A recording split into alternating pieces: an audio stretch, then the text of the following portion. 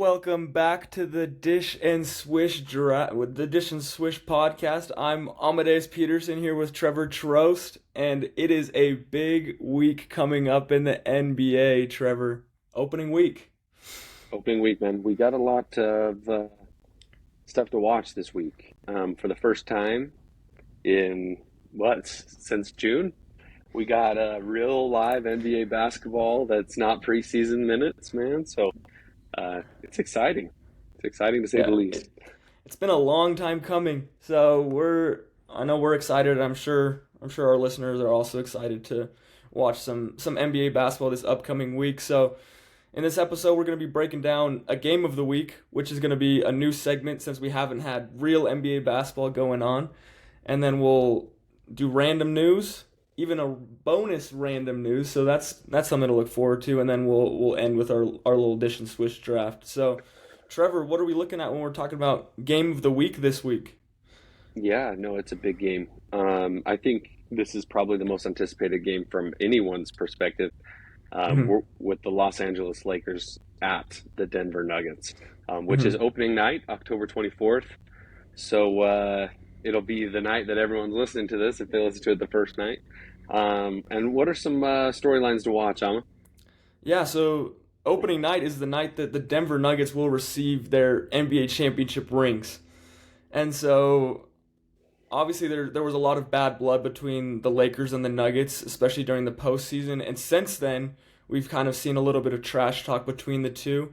So it kind of seems like a fun little rivalry that's starting to become a thing that we'll be able to witness on opening night. So we'll be able to see the defending champs versus we'll be able to see a rematch of the conference finals and see if the Lakers can maybe ruin their ring ceremony, and we'll see if the Denver Nuggets maybe bounce back and don't have that championship hangover that lots of teams maybe do have after a winning season like that.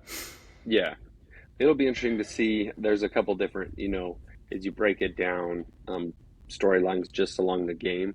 Not just the big, Hmm. world champs versus the Lakers or Eastern Conference Finals or Western Conference Finals rematch. Sorry, but the things I'm kind of interested in is, does Denver have a new Bruce Brown? How do they play those Hmm. minutes? Where does that come from? And who will the Lakers play the majority of minutes alongside LeBron, AD, and Austin Reeves?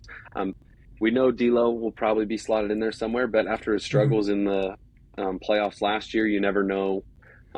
It may be. It's looking kind of like it might be Turin Prince. Maybe Hmm. gets some of those minutes, but I'm interested to see who they slot in that other position or other two positions with all their depth and who gets the majority of minutes because they're kind of deep, like we've talked about in weeks past. So, what do we have? We've kind of talked about a few of the key players, but what are we looking like with key players this year for this game? Yeah, so I mean, obviously the big story is always going to be in this Denver Nuggets series. I think is always going to be AD versus Jokic. I mean the battle of the two bigs. We always know LeBron's always been very consistent. So I really think the story usually comes down to, can AD put up a AD like performance, or is he gonna maybe shrink under the pressure? But yeah, I guess that's one of the stories to watch. Yeah, like you said, we're also not sure who's going to start in this game. Jared Vanderbilt was injured a little bit in the preseason, so we're not sure if he's going to be ready to go for opening night. And then on the other side, I think the Nuggets will probably keep their starting five. But it'll be interesting to see the rotation that they keep. That if they've lost a few key role players, and so we'll see if they go eight deep or if they go 10 deep. So kind of just that's another storyline to watch in this game. Yeah, I think it'll be interesting to see how the players play, like we said, outside the superstars. Um, Hmm. Jamal Murray is on the fringe of being a star. We've seen moments for sure. So it'll be interesting to see how those other role players play and who plays for both teams. So that's kind of, you know, but let's kind of get into why it's our game of the week. Obviously, it's, Hmm. like we said, it's the Western Conference Finals rematch. Can the Lakers prove this year that they aren't just another, team in the West? Making it to the Western Conference Finals was a big step for them, but during the regular season, they didn't at least to me, they didn't show me much. I Mhm. wasn't as impressed with them during the regular season. Um, so can they take that next step forward in showing that they just can compete with the best team in the world at this point and the world champions in the Denver Nuggets. So Yeah. it'll be an interesting game to watch. I'm for sure tuning into that one. Oh, for sure. So yeah. So what else do we got today, Yama? Yeah, I mean, we got random news this week, but not just one random news. We got two random news segments. So one of them we'll head to Philadelphia for our first random news segment. So Trevor, break it down for us. What's going on over there? Yeah, so heading out to Philly, where Joel Embiid, the former MVP, current, former, whatever it is, resides. And there's a new shoe deal in the works from Sports Illustrated. This is via Sports Illustrated, just so we get our sources right. With Joel Embiid signing, close to signing, all but done with the paperwork on a new shoe deal with none other than Skechers. So if you thought that Skechers was just a elderly walking shoe company, you were wrong. They have broken into the basketball world this year, especially with Julius Randle and Terrence Mann, who are already reps for the company. Um, it'll be interesting to see what kind of reviews from the audience that these shoes get, because Julius Randle already went on Instagram to post his new Skechers, and they didn't have the best reviews. There was a lot of critics on those, so we'll see how the new Skechers look. Um, I think it might be a fad, having played, recently. Players like the things that are new, and Mhm. so hopefully they do a good job. I'm hoping so. Maybe me and you will have to cop a pair. I don't know. We'll Yeah. see. No, we'll But see. uh, but yeah, it'll be interesting to see for sure. Yeah. And I guess I think this is kind of an interesting time when it comes to basketball shoes because we've seen in the past couple seasons New Balance has also kind of tried to make a push into the basketball world, and just recently Reebok is trying to make Yeah. another push back into the basketball world. And I guess we have the two solidified kind of players in the basketball shoe game in Adidas and Nike. And so I guess do you think that we're gonna start seeing more brands try and break into the basketball shoe game, or do you think they'll have Yeah. success? Well, I think so. In my opinion, the Reebok thing was interesting because Shaq is heading the new basketball side of it, and Mhm.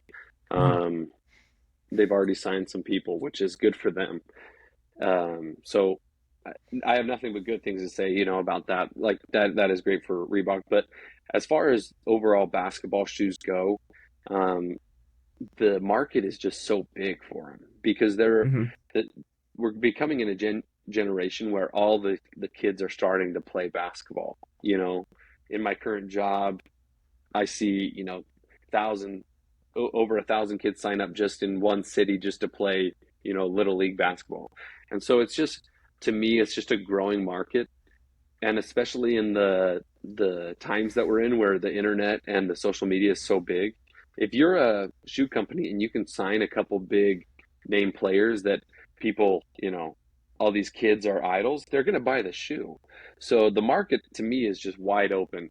At Nike and Adidas, like you said, kind of control it for the most part because but it's because they have the big name players. The reason that um, Steph Curry and Under Armour is so important is because Under Armour has so many people buy their shoes because Steph Curry is their main rep.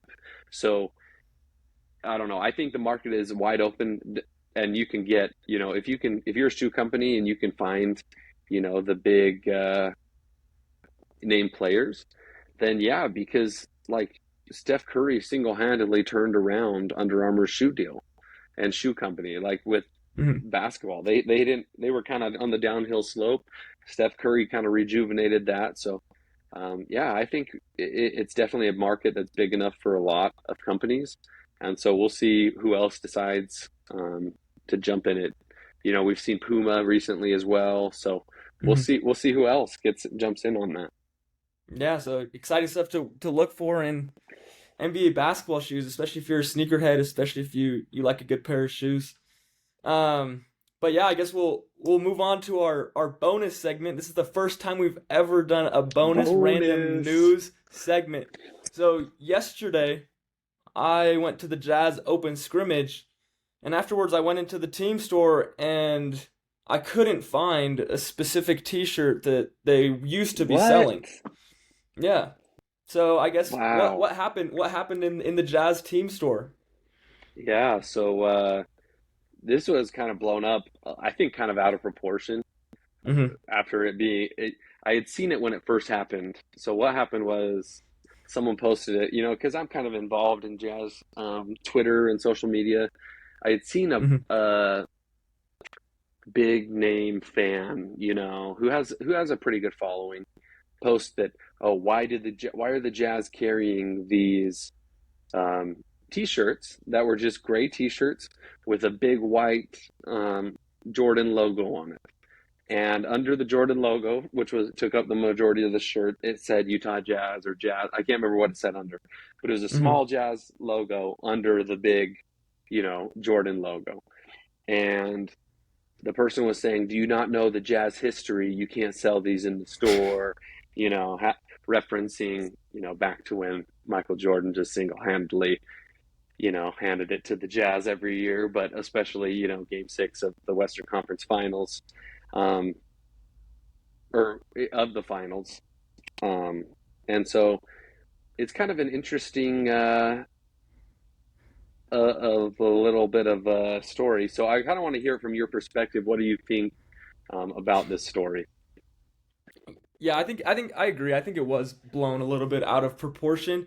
But I mean, as a fan, I mean, just thinking of everything that Michael Jordan did to the Jazz, like putting that in your team store and like putting such a big Jordan logo over such a tiny little Utah Jazz logo, I think it's not good for the Utah Jazz brand just because of, everything that Michael Jordan did to the Jazz. Like we would have banners hanging here in Salt Lake if it weren't for Michael Jordan, which is something that's frustrating as a fan. So I see where the frustration is coming from just because I mean that would have been so big for our franchise. But Yeah. I mean, I think it is a little bit blown out of proportion. I don't think it's a huge deal that it was there, but Let me ask you a question here. yeah. If the logo was just a little small logo, would it have been a big deal? Like, can you carry any Jordan things in the store, do you think?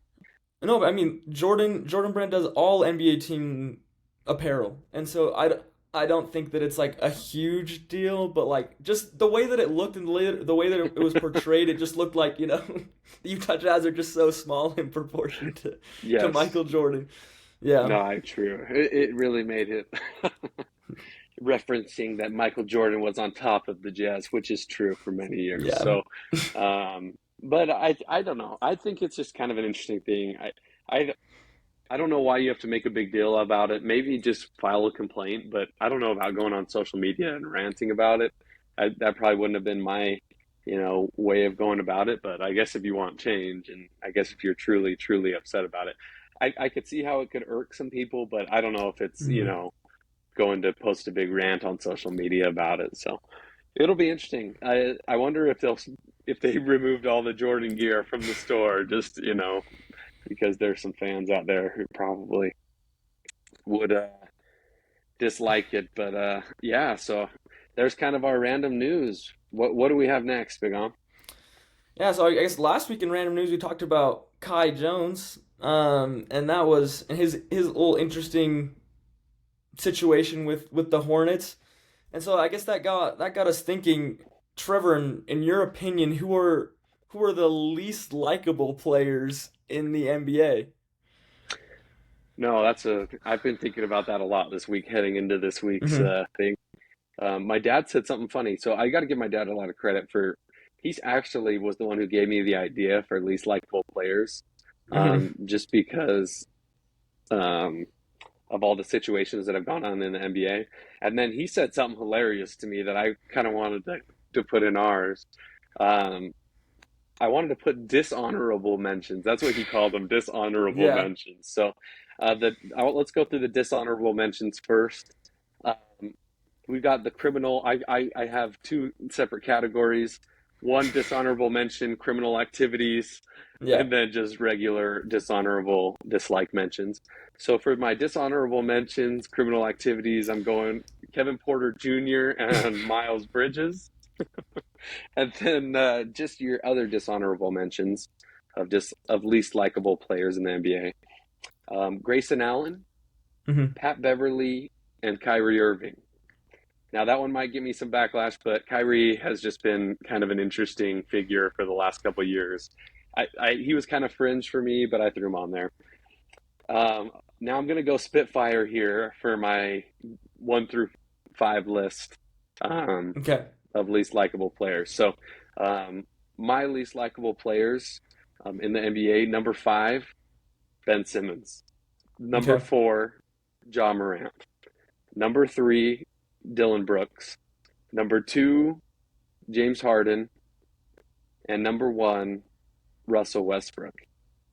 So the reason that now that I hurried and kind of did a spitfire there of those, the reason that I did that list where it was is one, Dylan Brooks could have been higher. I am not a big fan of Dylan Brooks. I've never, especially as a Jazz fan playing him with the Grizzlies every year, he could have been higher. But James Harden with his whole thing that he's pulling right now is just really just irking me, and I feel like it's really really soft.